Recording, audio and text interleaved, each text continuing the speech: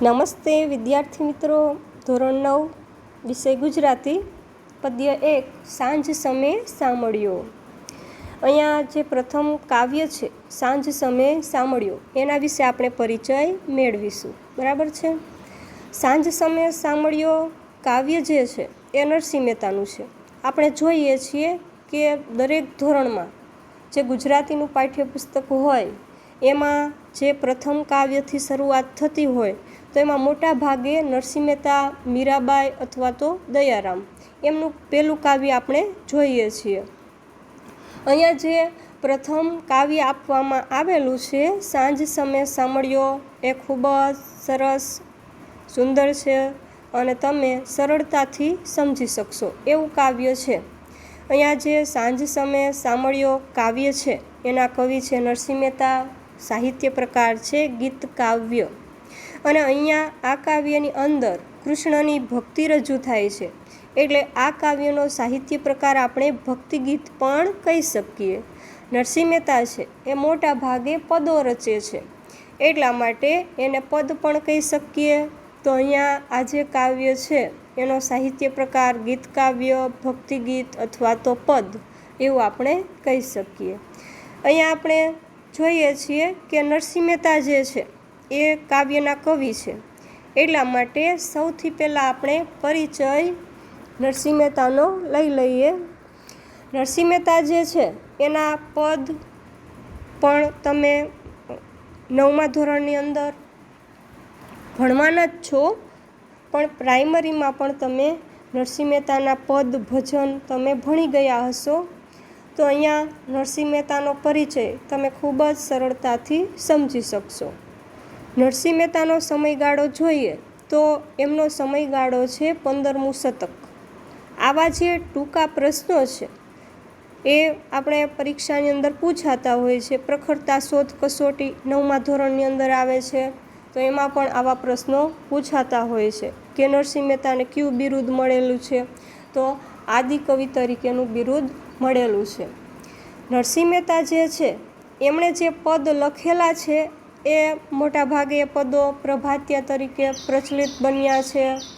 નરસિંહ મહેતા અને પ્રભાતિયું એ એકબીજાના પૂરક છે, કારણ કે એમણે જે પદો લખ્યા છે એ સવારમાં ગવાય છે એટલા માટે એમના પદને આપણે પ્રભાતિયા કહીએ છીએ.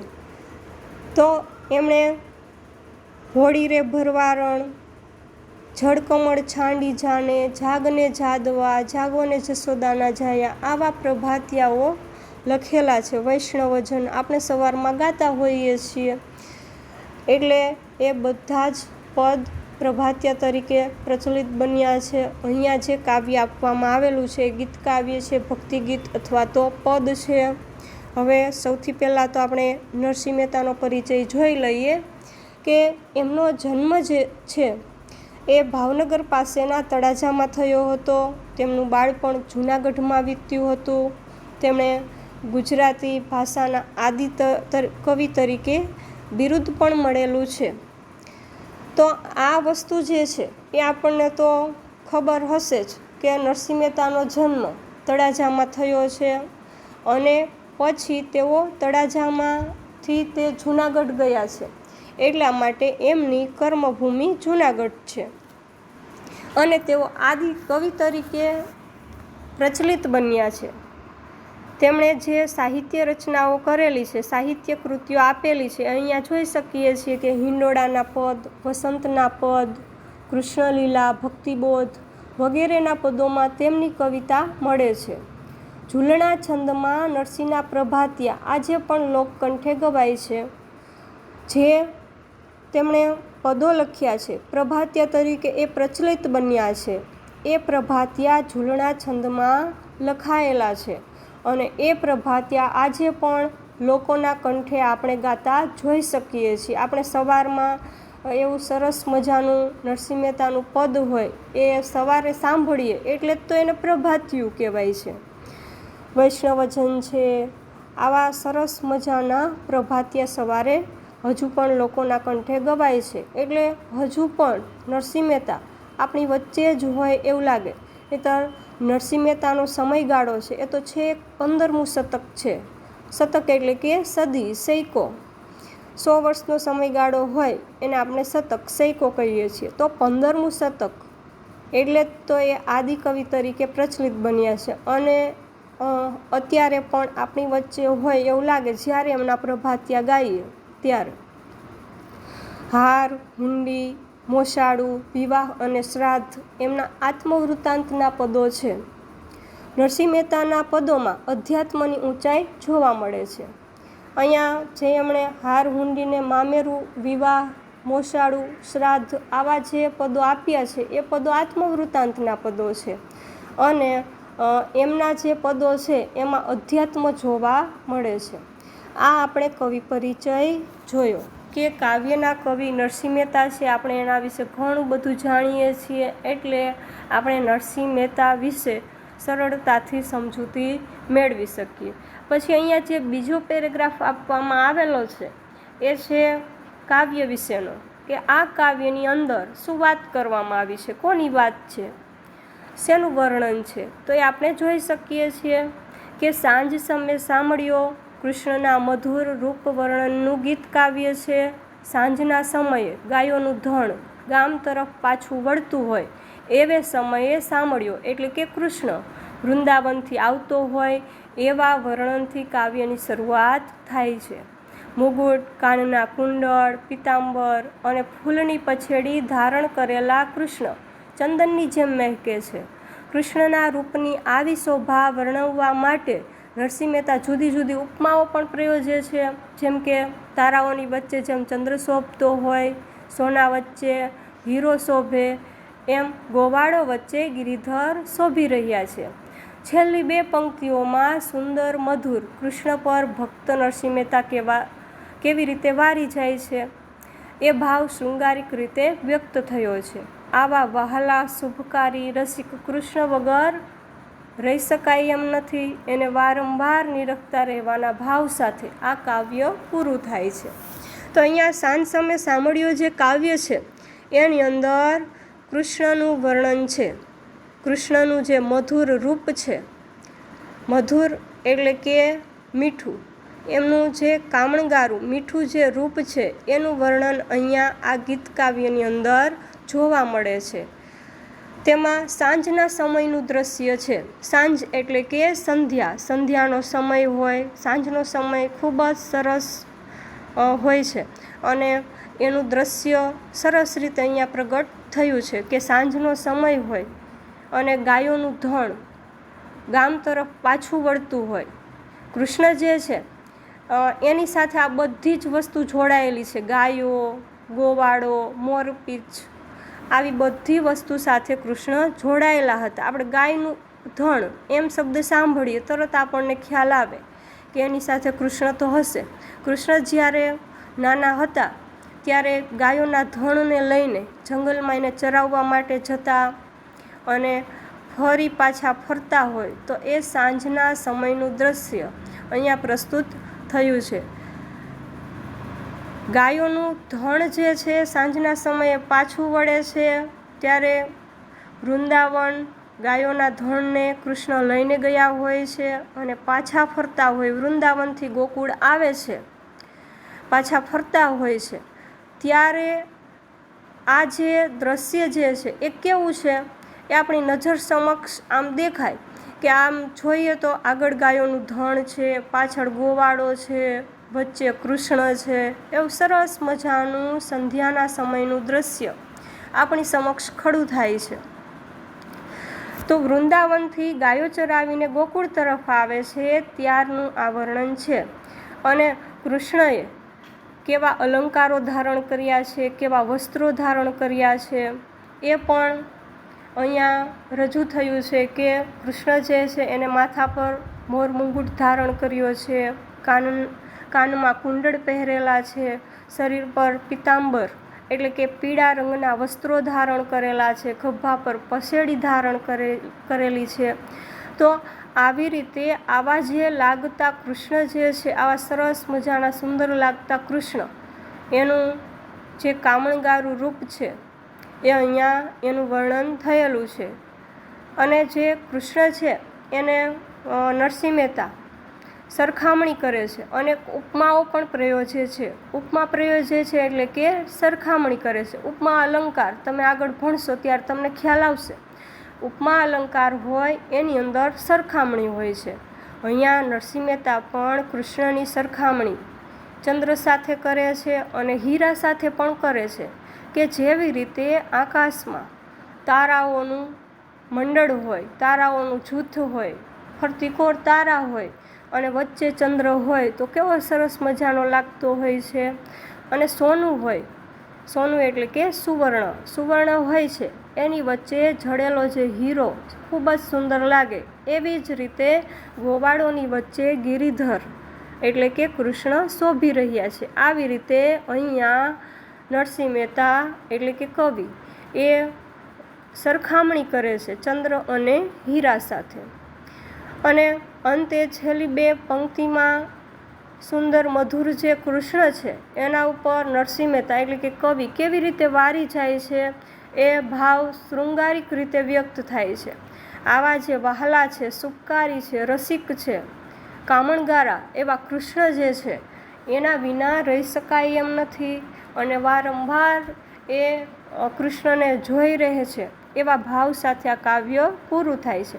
તો આ બીજો પેરેગ્રાફ જે છે એની અંદર કાવ્ય વિશેની વાત કરવામાં આવી છે.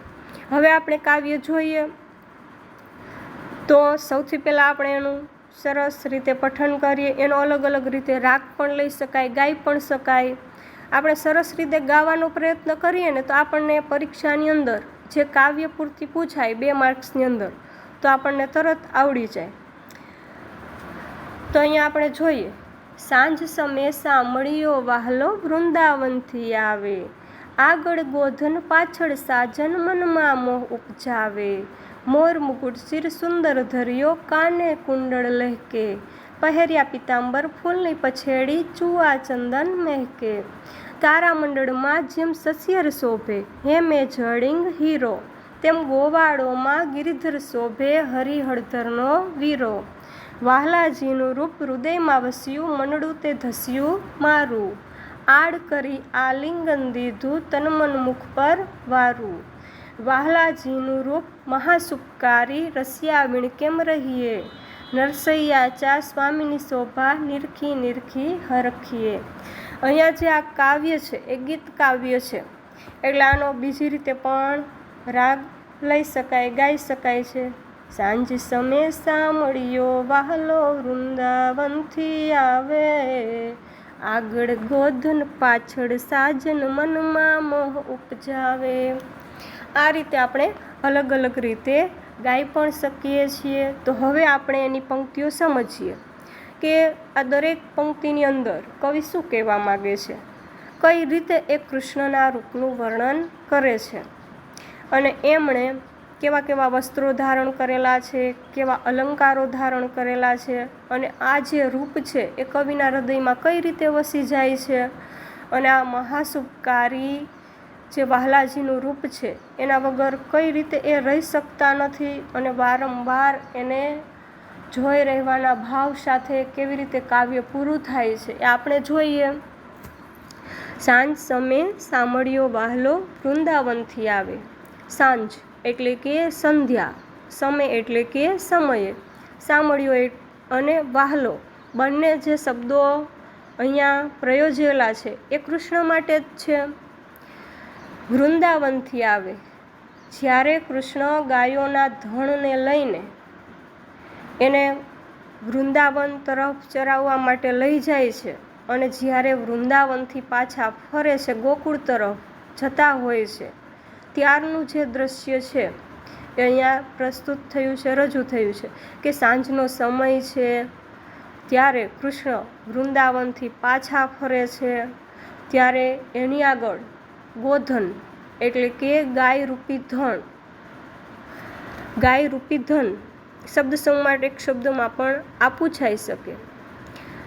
આગળ ગાયરૂપી ધન એટલે કે ગાયોનું ધણ છે અને પાછળ સાજન એટલે કે ગોવાળો છે. આ એવું દ્રશ્ય છે આપણે અત્યારે જ આપણે જોઈએ તો મનમાં આપણી નજર સમક્ષ એ દ્રશ્ય તરવરી રહે આ જે દ્રશ્ય છે ને એ મનમાં મોહ પેદા કરનારું છે, કારણ કે ખૂબ જ સુંદર દ્રશ્ય છે. મોહ એટલે કે માયા, અને ઉપજાવે એટલે કે પેદા કરે. મોહ પેદા કરનારું આ દ્રશ્ય છે. મોર મુગુટ શિર સુંદર ધર્યો, કાને કુંડળ લહેકે, પહેર્યા પિતાંબર ફૂલની પછેડી, ચૂવા ચંદન મહેકે. કૃષ્ણએ મસ્તક પર મોર મુગુટ ધારણ કર્યો છે. શિર એટલે કે મસ્તક, માથું. મુગુટ એટલે સમાનાર્થી શબ્દ થાય તાજ. મોર એટલે કલાપી, સમાનાર્થી શબ્દ છે. ધર્યો એ તળપદો શબ્દ છે. ધર્યો એટલે કે ધારણ કર્યો. કુંડળ એટલે કે કાનમાં પહેરવાનું ઘરેણું. આ શબ્દ સૌ માટે એક શબ્દમાં પણ પૂછાઈ શકે. લહેકે એટલે કે ઝૂલે છે. તેમણે મસ્તક પર સરસ મજાનો મોર પીછવાળો મુંગટ ધારણ કર્યો છે. કાનમાં કુંડળ પહેર્યા છે. શરીર પર પિતાંબર ધારણ કર્યા છે. પિતાંબર એટલે કે પીળા રંગના વસ્ત્રો. અંબર એટલે વસ્ત્ર. ખભા પર ફૂલની પછેડી છે. આ પછેડીમાંથી સરસ મજાની સુગંધ આવે છે. ચૂવા ચંદન મહેકે. ચૂવા એટલે કે એક પ્રકારનું સુગંધી તેલ, ને ચંદન એટલે કે એક જાતનું સુગંધી લાકડું. આ શબ્દ સમૂહ માટે એક શબ્દમાં પૂછાઈ શકે. એક જાતનું સુગંધી લાકડું તો ચંદન. તો આ જે ચંદન છે એ પણ ખૂબ જ શીતળ હોય છે, અને એ પણ ખૂબ જ સુવાસ આપનારું હોય છે. તો આવી રીતે એમણે જે પછેડી ધારણ કરી છે, ફૂલની પછેડી, એ ચૂવા ચંદનથી મહેકી રહી છે. એમાંથી સરસ મજાની સુગંધ આવી રહી છે. આ આપણે વાત કરી કે એમણે કેવા અલંકારો ધારણ કર્યા છે, કેવા વસ્ત્રો ધારણ કર્યા છે. પછી હવે કવિ જે છે એ કૃષ્ણની સરખામણી બીજી વસ્તુ સાથે કરે છે, એટલે કે એમના માટે ઉપમાઓ પણ પ્રયોજે છે. તો એ જોઈએ કઈ રીતે એમની સરખામણી કરે છે. તો અહીંયા કીધું છે, તારામંડળમાં જેમ સસિયર શોભે, હેમે જડિંગ હીરો, તેમ ગોવાળોમાં ગિરિધર શોભે, હરિહળધરનો વીરો. તારામંડળ, મંડળ એટલે કે જૂથ, સમૂહ. તારાઓનું જે મંડળ છે, તારાઓનું જે જૂથ છે, એની વચ્ચે જેવી રીતે સસિયર શોભતો હોય, સસિયર એટલે કે ચંદ્ર, સમાનાર્થી શબ્દ છે ચંદ્ર. ચંદ્ર શોભતો હોય અને સોનું હોય, એની વચ્ચે જેવી રીતે હીરો શોભતો હોય. હેમ એટલે કે કનક, સોનું, સુવર્ણ. આ સમાનાર્થી શબ્દ છે. તો સોનાની વચ્ચે રહેલો હીરો શોભતો હોય. આપણે સરસ મજાની વીંટી પહેરી હોય તો એ સોનાની હોય, એની વચ્ચે સરસ મજાનો હીરો હોય તો ખૂબ જ સુંદર લાગે. એટલા માટે તો અહીંયા કવિએ કૃષ્ણ માટે ચંદ્ર અને હીરાની ઉપમા પ્રયોજી છે. એવી જ રીતે ગોવાળોમાં ગિરિધર શોભી રહ્યા છે. ગિરિધર એટલે કે ગિરિને ધારણ કરનાર, ગિરધર. કૃષ્ણએ ગોવર્ધન પર્વત જે છે એ હાથ પર ધારણ કર્યો હતો, એટલા માટે એમને ગિરિધર પણ કહેવાય છે. તો એવી જ રીતે ગિરિધર ગોવાળોની વચ્ચે શોભી રહ્યા છે. હરિહળધરનો વીરો. હરિ એટલે કે કૃષ્ણ, હળધર એટલે કે બલરામ. હળધરનો અર્થ શું થાય? હળને ધારણ કરનાર, હળધર. તો અહીંયા બીજું પદ ક્રિયાસૂચક છે, એટલે હળધર શબ્દ જે છે એ ઉપપદ સમાસ થાય. આપણે સમાસ સમજીશું ત્યારે ખ્યાલ આવશે, બરાબર? તો હળધર એટલે હળને ધારણ કરનાર. શબ્દ સમૂહ માટે એક શબ્દમાં પણ પૂછાય. હળધર એટલે કે બલરામ. બલરામના ભાઈ છે હરિ એટલે કે કૃષ્ણ. વહાલાજીનું રૂપ હૃદયમાં વસ્યું, મનડું તે ધસ્યું મારું, આડ કરી આલિંગન દીધું, તનમન મુખ પર વારું. વહાલાજી એટલે કે કૃષ્ણ. કૃષ્ણનું જે આ કામણગારું રૂપ છે એ હૃદયમાં વસી ગયું છે. હૃદય એ તળપદો શબ્દ છે. હૃદય એટલે કે હૃદય. વસ્યું એટલે કે વસ્યું.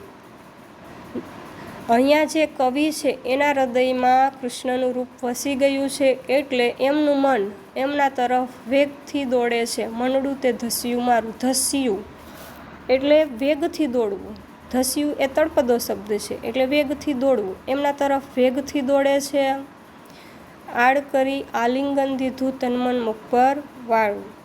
આડ એટલે એનો અર્થ થાય આક્ષેપ, પણ અહીંયા અર્થ છે વહાલ. વહાલ કરી આલિંગન દીધું. આલિંગન દીધું એટલે કે ભેટી પડ્યા. કૃષ્ણએ વહાલથી કવિને આલિંગન આપ્યું, એટલે કવિનું તન મન છે એ કૃષ્ણના મુખ પર વારી જાય છે, કારણ કે કૃષ્ણએ એમને વહાલથી આલિંગન દીધું છે, એટલે એ તન મનથી કૃષ્ણ પર વારી ગયા છે. વારી જવું એટલે કે ફિદા થઈ જવું. વહાલાજીનું રૂપ મહાશુભકારી રસિયા વીણ કેમ રહીએ, નરસૈયાચા સ્વામીની શોભા નિરખી નિરખી હરખીએ. વહાલાજી એટલે કૃષ્ણનું રૂપ જે છે એ સુંદર તો છે જ, પણ સાથે સાથે એ રૂપ મહાશુભકારી પણ છે. મહાશુભકારી એટલે કલ્યાણકારી. એટલે આવા જે કૃષ્ણ છે, આવા રસિયા છે, એના વિના કેમ રહી શકાય? વીણ એ તળપદો શબ્દ છે. વીણ એટલે કે વિના. કવિ કહે છે કે આવા કૃષ્ણ વગર કેમ રહી શકાય? એ રહી શકાય એમ જ નથી, કારણ કે એમનું રૂપ જોયું છે, એમણે કવિને વહાલથી આલિંગન પણ આપ્યું, એટલે એમના પર વારી ગયા છે. હવે એમના વિના રહી શકાય એમ નથી. એટલે નરસિંહ મહેતા કહે છે કે નરસૈયાચા સ્વામીની શોભા નિરખી નિરખી હરખીએ. નરસિંહ મહેતાએ અહીંયા આ કાવ્યની અંદર કૃષ્ણ માટે અલગ અલગ શબ્દો વાપર્યા છે કે સામળિયો, વાહલો, સ્વામી. તો કૃષ્ણને સ્વામી કહે છે અને કહે છે કે સ્વામીની જે શોભા છે, કૃષ્ણની શોભા, એમણે જે અલંકારો વસ્ત્રો ધારણ કર્યા, એ શોભા, એમનું રૂપ એ નિરખી રહેવા માગે છે. નિરખવું એટલે કે જોવું. એ નિરખી રહીને હરખ પામે છે. હરખ એટલે કે આનંદ, આનંદિત થાય છે. તો આવી રીતે નિરખી રહેવાના ભાવ સાથે આ કાવ્ય પૂરું થાય છે. તો અહીંયા આ કાવ્યની અંદર ઘણું બધું વ્યાકરણ પણ આવી જાય છે. જોડણી છે, સમાનાર્થી, વિરુદ્ધાર્થી, શબ્દ સમૂહ માટે એક શબ્દ, સંજ્ઞા, વિશેષણ, ઘણું બધું આપણે એમાંથી લખી શકીએ છીએ. અહીંયા જોઈએ તો આપણે જોડણી અમુક જે એવા શબ્દો છે એની ખાસ યાદ રાખવી છે. આપણે પરીક્ષામાં લખી શકીએ. સામળીઓ તો આ જ રીતે લખાય. આપણે વધારે ધ્યાનથી પંક્તિઓ વાંચીએ, જોઈએ તો આપણે જોડણી છે એ સરળતાથી લખી શકીએ. અને ગુજરાતી વિષય એવો છે કે આપણે ગોખવાની જરૂર નથી. એ સરળતાથી સમજીએ તો આપણે દરેક પ્રશ્નનો જવાબ લખી શકીએ. સામળીઓ છે એ આ જ રીતે લખાય, આપણા મગજની અંદર તરત આવી જાય જો આપણે ધ્યાનથી જોતા હોઈએ એક એક શબ્દ. પછી વૃંદાવન છે, પિતાંબર છે, સ્વર વ્યંજન છૂટા પાડવાના કહે તો પણ આપણે એની ધ્વનિ શ્રેણી પણ છૂટી પાડી શકીએ. એ વિડીયો પણ આપણે ગ્રુપની અંદર મૂકેલો છે, ધ્વનિ શ્રેણીનો, એટલે કે સ્વર વ્યંજન છૂટા પાડવા. બરાબર, તો આપણે એ પણ છૂટી પાડી શકીએ. પછી સમાનાર્થી શબ્દો પણ આવે છે અહીંયા આ કાવ્યની અંદર. મોર એટલે કે કલાપી, સસ્યર એટલે કે ચંદ્ર, મુગુટ એટલે કે તાજ. તો આવી રીતે સમાનાર્થી શબ્દો પણ લખી શકીએ છીએ. પછી વિરુદ્ધાર્થી શબ્દો, મોહ તો નિર્મોહ, રૂપ તો કુરૂપ, શુભ તો અશુભ, આવા શબ્દો લખી શકીએ. તળપદા શબ્દો છે, વીણ એટલે વિના, સમય એટલે કે સમયે, ધર્યો એટલે કે ધારણ કર્યો, જડ્યું એટલે જડેલું, જડિંગ એટલે જડેલું, હૃદય એટલે હૃદયમાં. આવી રીતે આપણે આ વ્યાકરણ લખી શકીએ. સંજ્ઞા પણ આમાં છે. વૃંદાવન શબ્દ હોય તો આપણે એ સંજ્ઞાનો પ્રકાર ઓળખવાનો હોય તો આપણે તરત લખી શકીએ કે આ જાતિવાચક સંજ્ઞા છે. આ જે શબ્દ છે એ જાતિવાચક સંજ્ઞા નહીં પણ વ્યક્તિવાચક સંજ્ઞા છે, કારણ કે એમાં એક ચોક્કસ નિર્દેશ થાય છે. જો આપણે શહેર એમ બોલીએ તો જાતિવાચક સંજ્ઞા થાય, પણ વૃંદાવન એ એક ચોક્કસ નામ છે એટલે વ્યક્તિવાચક સંજ્ઞા છે. આપણે ગામ બોલીએ તો એ જાતિવાચક સંજ્ઞા બને. પછી અહીંયા જે ફૂલ છે, ફૂલની પછેડી, તો ફૂલની પછેડી એ સંબંધવાચક વિશેષણ છે. એ આપણે સંજ્ઞા વિશેષણ બરાબર ભણીએ ત્યારે આપણે એ સમજી શકીએ. ફૂલ છે તો એ જાતિવાચક સંજ્ઞા છે, કારણ કે એમાં ચોક્કસ ફૂલનો નિર્દેશ નથી, એ આખી જાતિને સૂચવે છે. આવી રીતે જ્યારે આપણે સંજ્ઞા વિશેષણ સમજીશું ત્યારે આપણે બરાબર વ્યવસ્થિત રીતે લખી શકીશું. અને આપણે પ્રાઇમરીમાં પણ આ ભણી ગયા હોય તો આપણે એ વ્યાકરણ પણ લખી શકીએ. બરાબર છે. તો હવે આ કાવ્યનું આ વ્યાકરણ તમે લખો, પછી આ પ્રશ્નો તમને જે કાવ્ય સમજ્યા છો તો આ પ્રશ્નોના જવાબ આવડી જશે. ગોવાળોમાં ગિરિધર કેવા શોભી રહ્યા છે? તો તારામંડળમાં ચંદ્ર જેવા, સોનામાં જડેલા હીરા જેવા. એટલે આ બંનેની જેમ શોભે છે. તો હવે આપણે ડી આવે, એ બી અને સી બંને જેવા. હરિ હળધરનો વીરો એટલે કે બલરામજીના ભાઈ ભગવાન શ્રી કૃષ્ણએ કેવા રંગના વસ્ત્રો ધારણ કર્યા છે? આપણે જોયું હતું કે પીળા રંગના વસ્ત્રો પહેર્યા છે. શ્રી કૃષ્ણની શોભા જોઈને નરસિંહ મહેતા હરખ પામી રહ્યા છે. વાક્ય પૂર્ણ કરીએ. આ રીતે આપણે પ્રશ્નોના જવાબ લખી શકીએ. 2-3 વાક્યના પ્રશ્નો છે, 7-8 લીટીના પ્રશ્નો છે. તો એ પ્રશ્નોના જવાબમાં આપણે શું વસ્તુ લખવી, કઈ રીતે લખવી એ આપણે ખાસ જોવું જોઈએ કે પ્રશ્નના જવાબમાં જે માગ્યું છે એ આવી જાય છે. આ વસ્તુ પણ આપણે જોવાની રહે છે. પહેલો પ્રશ્ન છે, નરસિંહ મહેતા હરખી રહ્યા છે. કારણ કે તો અહીંયા નરસિંહ મહેતાને હરખ થાય છે, આનંદ થાય છે. શા માટે? તો એનું કારણ આપવાનું છે. કાવ્ય આપણે સમજ્યા કે વહાલાજીનું રૂપ જે છે એ કવિના હૃદયમાં વસી ગયું છે. એટલે શ્રી કૃષ્ણએ વહાલથી આલિંગન પણ તેમને આપ્યું છે. એટલે નરસિંહ મહેતા પણ કૃષ્ણ પર તન-મનથી એમના મુખ પર વારી જાય છે. અને કૃષ્ણનું જે આ મહાસુખકારી રૂપ છે એટલે કવિ વારંવાર એને જોઈ રહે છે અને એમને નિરખીને તેઓ હરખ પામી રહ્યા છે. આવી રીતે પ્રશ્નનો જવાબ લખી શકીએ. કાવ્યના આધારે સાંજના સમયનું દ્રશ્ય આલેખો.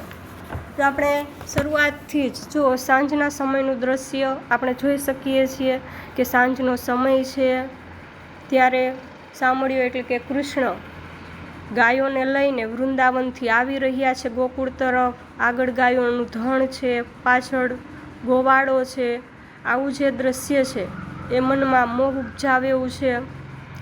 તો આ જે સાંજના સમયનું દ્રશ્ય છે, વચ્ચે કૃષ્ણ કેવા લાગી રહ્યા છે એ પણ આમાં લખી શકીએ કે મસ્તક પર મુગટ ધારણ કર્યો છે, કાનમાં કુંડળ પહેર્યા છે, શરીર પર પીળા રંગના વસ્ત્રો પહેર્યા છે, ખભા પર ફૂલની પછેડી છે. તો આ રીતે સાંજના સમયનું દ્રશ્ય આપણે લખી શકીએ છીએ. પછી પ્રશ્ન 7-8 લીટીમાં લખવાના છે. કૃષ્ણ રૂપ મહાસુખકારી છે એમ કવિ શા માટે કહે છે? કૃષ્ણનું રૂપ જે છે એ મહાસુખકારી છે. એ 7-8 લીટીમાં આપણે પ્રશ્નનો જવાબ લખવાનો છે. એટલે શરૂઆત જે સંધ્યાના સમયથી થાય છે ત્યારે કૃષ્ણના રૂપનું વર્ણન પણ શરૂ થઈ જાય છે. એટલે એના રૂપનું વર્ણન આપણે લખીને પછી આ રૂપ મહાસુખકારી છે એવી રીતે 7-8 લીટીમાં આપણે આ પ્રશ્નનો જવાબ લખવાનો છે કે સાંજનો સમય છે ત્યારે કૃષ્ણ વૃંદાવનથી ગાયોને લઈને ગોકુળ તરફ ફરી રહ્યા છે. આગળ ગાયોનું ધણ છે, પાછળ ગોવાળો છે. આ દ્રશ્ય ખૂબ જ સુંદર છે. એમાં ગોવાળોની વચ્ચે કૃષ્ણ જે છે એમણે માથા પર મોરપીંછવાળો મુગટ ધારણ કરેલો છે, મોરપીંછ મુગટ ધારણ કર્યો છે, કાનમાં કુંડળ પહેર્યા છે, શરીર પર પીળા રંગના વસ્ત્રો ધારણ કરેલા છે, ખભા પર ફૂલની પછેડી છે જે ચુવાચંદનથી મહેકે છે. કવિ અહીંયા ઉપમાઓ પણ એમના માટે પ્રયોજી છે કે જેવી રીતે તારામંડળની વચ્ચે ચંદ્ર શોભે અને જેવી રીતે સોનામાં રહેલો હીરો શોભે તેવી જ રીતે ગોવાળોની વચ્ચે ગિરિધર શોભી રહ્યા છે. આ જે બલરામના ભાઈ કૃષ્ણ છે એ ખૂબ જ સુંદર લાગે છે અને આ કૃષ્ણનું જે રૂપ છે એ કવિના હૃદયમાં વસી ગયું છે. એટલા માટે એમનું મન કૃષ્ણ તરફ વેગથી દોડે છે અને પછી કૃષ્ણ પણ એમને વહાલથી આલિંગન આપે છે. એટલે કવિનું મન અને તન એ બંને કૃષ્ણના મુખ પર વારી જાય છે. આવું વહાલાજીનું રૂપ મહાશુભકારી છે, એના વિના રહી શકાય એમ નથી. તો આવી રીતે આ 7-8 લીટીના પ્રશ્નના જવાબમાં આપણે લખી શકીએ. કવિના મનમાં કોણ મોહ ઉપજાવે છે? આ પ્રશ્ન જે છે એ પણ થોડોક ફેરવીને એ જ રીતે આપણે આ પ્રશ્નમાં પણ લખવાનું છે કે મોહ ઉપજાવે છે, એટલે એમાં પણ આપણે શરૂઆતથી આપણે કૃષ્ણના રૂપનું વર્ણન કરવું પડે તો જ એમનું રૂપ મોહ ઉપજાવે એવું આપણે પાછળ લખી શકીએ કે કોણ મોહ ઉપજાવે છે. તો સાંભળ્યો જ છે, પણ એ કઈ રીતે મોહ ઉપજાવે છે એ વસ્તુ આની અંદર લખી શકીએ. શરૂઆતથી જ એમના રૂપનું વર્ણન છે અને એમનું રૂપ છે મોહ ઉપજાવે એવું છે, એટલે એ વર્ણન લખીને પછી આપણે એ અંતમાં આ પ્રશ્નનો જવાબ બરાબર આવી શકે. એ ખરેખર સાંભળ્યો જ છે મોહ ઉપજાવનારો. તો અહીંયા શરૂઆત જ છે કે સાંજનો સમય હોય, કૃષ્ણ વૃંદાવનથી ગાયોને લઈને પાછા ફરે છે, ત્યારે આગળ ગાયોનું ધણ છે, પાછળ ગોવાળો છે. એમનું ખૂબ જ સુંદર રૂપ છે કે એમણે શરીર પર અલંકારો ધારણ કર્યા છે, મસ્તક પર મોરમુકુટ ધારણ કર્યો છે, કાનમાં કુંડળ લહેકે છે, શરીર પર પીળા રંગના વસ્ત્રો છે, ફૂલની પછેડી ચુવાચંદનથી મહેકે છે. જેવી રીતે તારામંડળમાં સસ્યર શોભે અને જેવી રીતે સુવર્ણ અલંકારમાં હીરો શોભે, તેવી રીતે ગોવાળોમાં ગિરિધર શોભી રહ્યા છે. આ જે વહાલાજીનું રૂપ છે એ કવિના હૃદયમાં વસી ગયું છે, એટલે જ તો કવિના મનમાં મોહ પેદા થાય છે. સાંભળ્યો કવિના મનમાં મોહ પેદા કરે છે, મોહ ઉપજાવે છે. આ રીતે આપણે પ્રશ્ન પૂરો કરી શકીએ. બરાબર. તો અહીંયા આપણે કાવ્યની સમજૂતી પણ જોઈ, એમાં જે વ્યાકરણ છે એ આપણે બુક્સની અંદર લખવાનું છે, પ્રશ્નોના જવાબ લખવાના છે. આ રીતે આપણે હોમવર્ક કરવાનું છે. બરાબર છે.